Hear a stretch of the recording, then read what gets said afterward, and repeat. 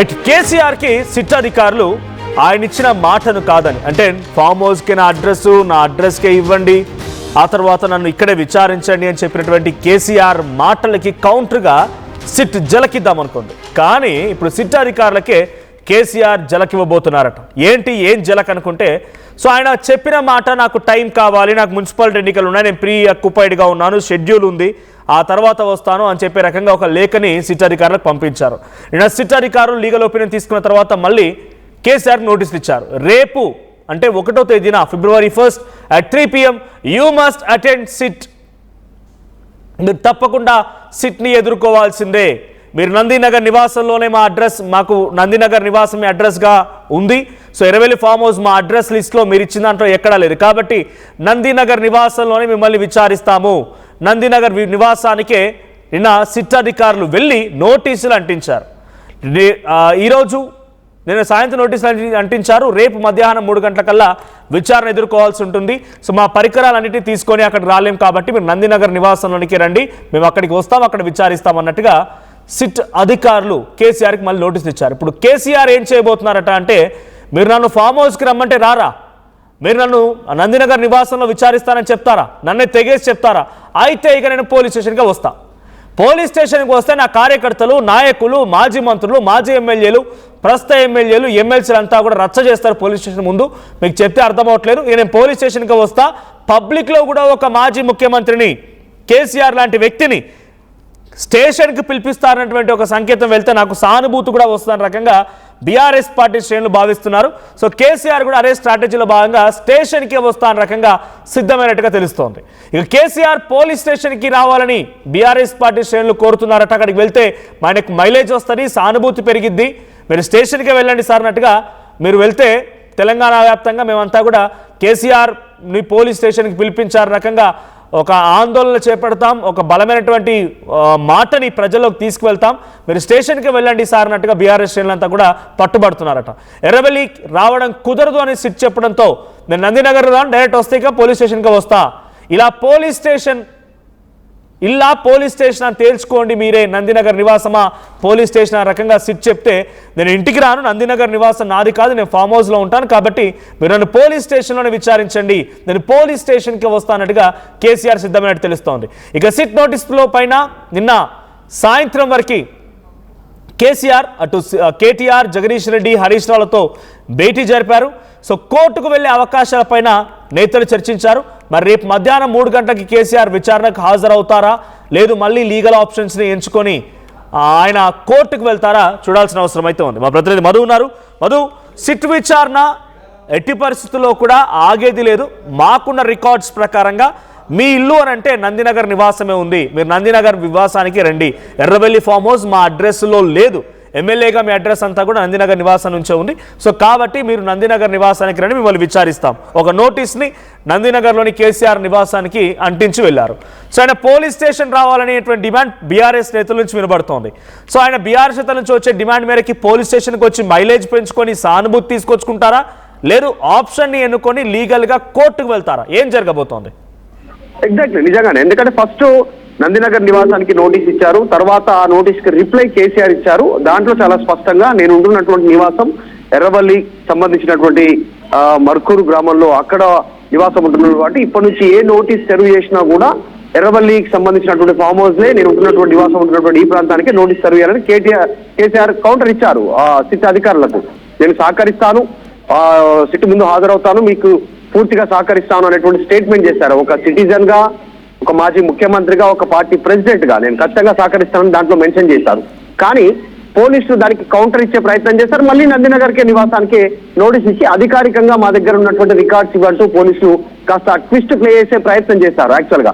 కానీ దీనికి కౌంటర్ గా సోషల్ మీడియాలో బీఆర్ఎస్ టీం ఏం అటాక్ చేస్తా ఉన్నారంటే, జరుగుతున్నటువంటి నోటీసుల పైన గతంలో మా మంత్రిగా ఉన్నటువంటి మొన్న రీసెంట్ గా మంత్రి పొన్నం ప్రభాకర్ ఎర్రవల్లి ఫామ్ హౌస్ కి వెళ్ళి కేసీఆర్ ను ఆహ్వానించారు తెలంగాణ తల్లి విగ్రహానికి సంబంధించినటువంటి విషయంలో. తర్వాత రీసెంట్ గా మంత్రులు సీతక్క, కొండా సురేఖ ఎర్రవల్లి ఫామ్ హౌస్ కే వెళ్లారు. అక్కడికే వెళ్ళి మేడారం జాతరకు హాజరు కావాల్సిందిగా అధికారికంగా ఆయనకు అక్కడ ఆహ్వానం పంపారు. అంటే అక్కడికి మంత్రులు వెళ్లి మంత్రులు గుర్తిస్తా ఉంటే అధికారులు ఎందుకు గుర్తించట్లేదు నివాసాన్ని, ఆయన ఉంటున్నటువంటి ప్రాంతాన్ని అనేటువంటిది కౌంటర్ స్టార్ట్ చేశారు సోషల్ మీడియాలో పెద్ద ఎత్తున.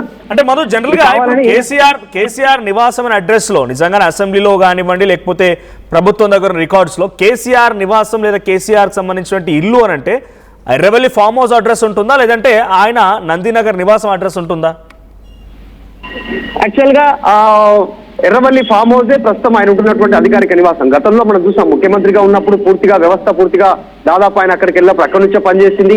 తర్వాత కరోనా సమయంలో అక్కడి నుంచే పూర్తి స్థాయిలో మానిటరింగ్ చేశారు ముఖ్యమంత్రిగా ఉన్నప్పుడు. రీసెంట్ గా మంత్రులే అక్కడికి వెళ్ళినటువంటి పరిస్థితి. దాన్ని అధికారికంగా చూడాలి అనేటువంటిది బీఆర్ఎస్ వెర్షన్. చాలా రోజుల నుంచి నందినగర్ నివాసంలో ఎవరు ఉండట్లేదు, ఎప్పుడైనా వస్తే దాన్ని క్యాంప్ కింద వాడుకుంటున్నారు. అంటే ఇక్కడ నాయకులని కార్యకర్తలని కలవడానికి మాత్రమే, ఇక్కడ ఆసుపత్రికి వచ్చినప్పుడు ఆయన కాస్త రెస్ట్ తీసుకోవడానికి మాత్రమే ఇక్కడ దీన్ని క్యాంప్ లాగా వాడుతా ఉన్నారు.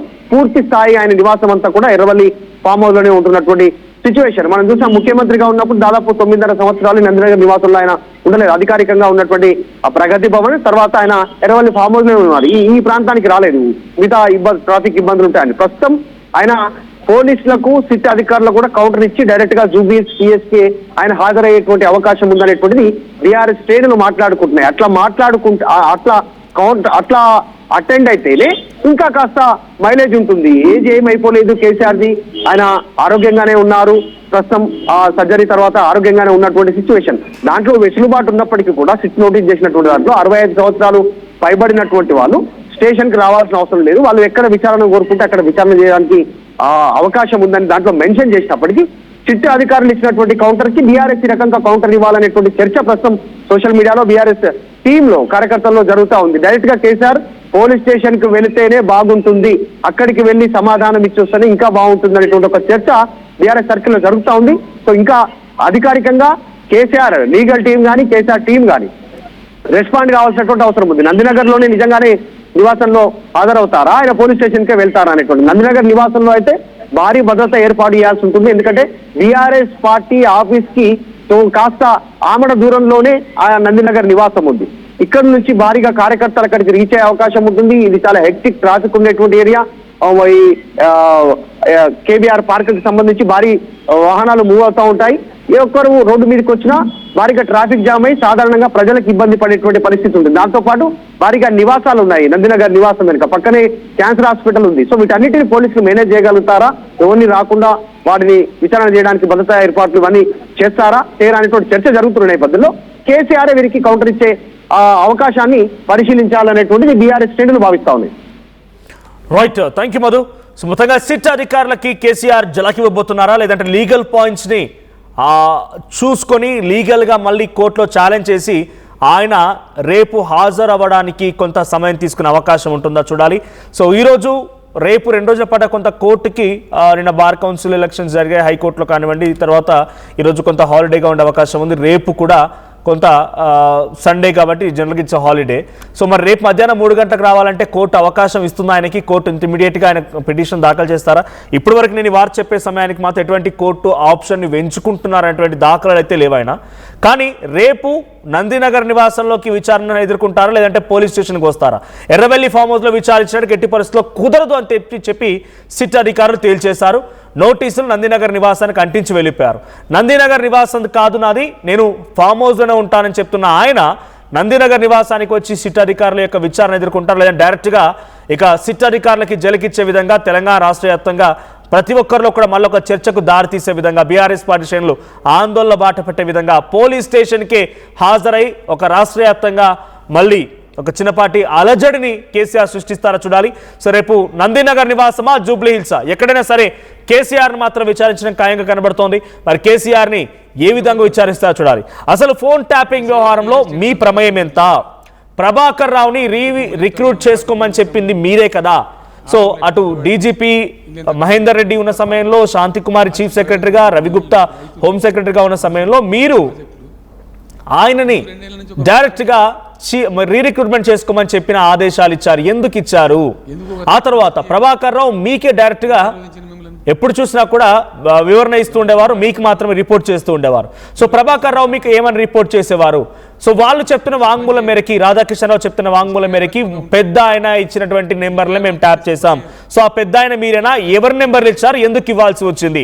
ఇలా అనేక కోణాల్లో కూడా కేసీఆర్ని రేపు విచారించే అవకాశం కనబడుతోంది. మరి కేసీఆర్ పోలీస్ స్టేషన్కి వస్తారా, నివాసంలో విచారిస్తారా చూడాలి. మీ అభిప్రాయం ఏంటి? కేసీఆర్ పోలీస్ స్టేషన్కి వస్తే ఒక మాజీ ముఖ్యమంత్రి, ఉద్యమ నేత కేసీఆర్ని స్టేషన్కు పిలుస్తారా అని చెప్పి ఆందోళన బాట పట్టి తెలంగాణ వ్యాప్తంగా అలజడి సృష్టించాలన్నటువంటి ఒక బీఆర్ఎస్ పార్టీ ఆలోచన కరెక్ట్ అని మీరు అనుకుంటున్నారా? ఆ రకంగా బీఆర్ఎస్ పార్టీ శ్రేణులు డిమాండ్ చేస్తున్నారు, కేసీఆర్ని స్టేషన్కి వెళ్ళండి, మీకు సింపతి వస్తుంది, మైలేజ్ వస్తున్న రకంగా వారంతా పట్టుబడుతున్నారు తెలుస్తోంది. ఆ రకంగా వెళితే నిజంగానే కేసీఆర్కి సింపతి వస్తుందా, లేదనంటే కేసీఆర్ని ఈ ఫోన్ ట్యాపింగ్ వ్యవహారంలో కవిత అన్నట్టుగా నిందితుడిగా భావిస్తారా? మీ అభిప్రాయం ఏంటో కామెంట్ చేయండి. పెద్ద బహిరంగ సభలు పెడతాం, నేను స్వయంగా అటెండ్ అవుతున్న బహిరంగ సభలకు. ప్రజాక్షేత్రంలో ఈ ప్రభుత్వం యొక్క నిష్క్రియాపరత్వాన్ని, ఇది రాష్ట్ర ప్రభుత్వమా? అసలు ప్రభుత్వం ఉందా? నిద్రపోతున్నారా? ఇంతసేపు రియల్ ఎస్టేట్ దందా తప్ప ఇంకోటి లేదా? ఇల్టు భూములు ఎట్లా అమ్ముదాం, పల్టు భూములు ఎట్లా అమ్ముదాం, ఆ భూములు ఎట్లా దెబ్బ పెడదాం, ఇంత కమిషన్ కొడదాం, ఇది తప్ప రాష్ట్ర ప్రయోజనాలు, నీళ్లు, రైతులు, మనుషులు లేరా? ప్రాజెక్టులు ఎందుకు 2 ఏళ్ళ నుంచి ₹1 పెట్టలే? ఎందుకు ఒక తట్టడి మట్టి తీయలే? ఎవరు నిరోధించిన మిమ్మల్ని? ఎవరు అడ్డుపడ్డారు మీకు? ఎవరు కట్టేసారు మీ కాలను? అటు పైసా పనిచేయరు, నిష్క్రియాపరత్వంగా ఉంటారు. ఈ డిపిఆర్ పంపిస్తే సపోర్ట్ చేయరు. ఇలా చివరికి 45 టీఎంసీ అని రాస్తారు. అంటే ఏం కాబోతుంది? ఎవరు ఒత్తిడి ఉంది దీని వెనుక? ఏం కుట్ర దాగుంది? ఇది 2 ఏళ్ళ నుంచి నేను మౌనం పాటించి చూసుకుంటూ వస్తున్నాం. తప్పని పరిస్థితి నేను బయలుదేరినప్పుడే తప్పదు. అటు కేంద్రాన్ని ఎక్స్పోజ్ చేస్తాం, ఇటు రాష్ట్రాన్ని ఎండగడతాం ప్రజల మధ్యలో ఖచ్చితంగా. ఇలా మొత్తం విస్తారంగా మాట్లాడినాం, చర్చించినాం, చాలా పెద్ద ప్రజా ఉద్యమాన్ని శ్రీకారం చుడతాం.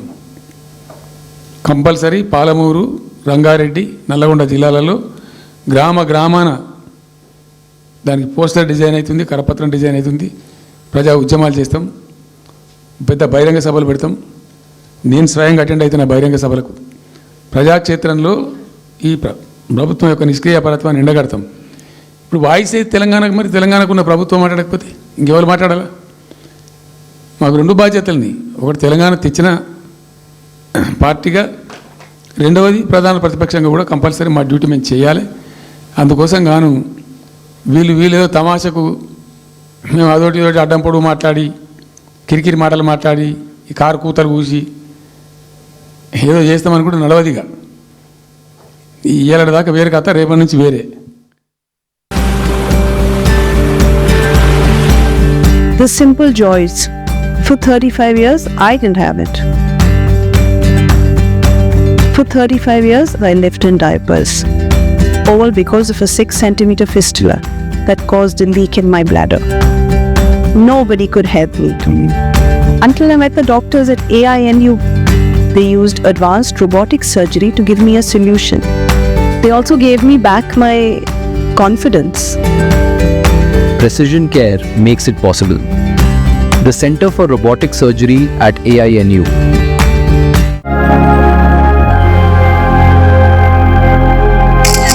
ఖుషి, ఫంక్షన్ కి టైం అవుతోంది, త్వరగా. వస్తున్నా అక్క.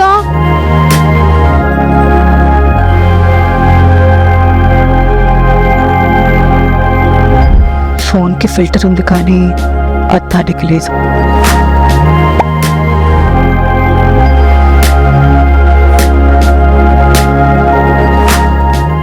ప్రతి సమస్యకు ఒక పరిష్కారం ఉంటుంది.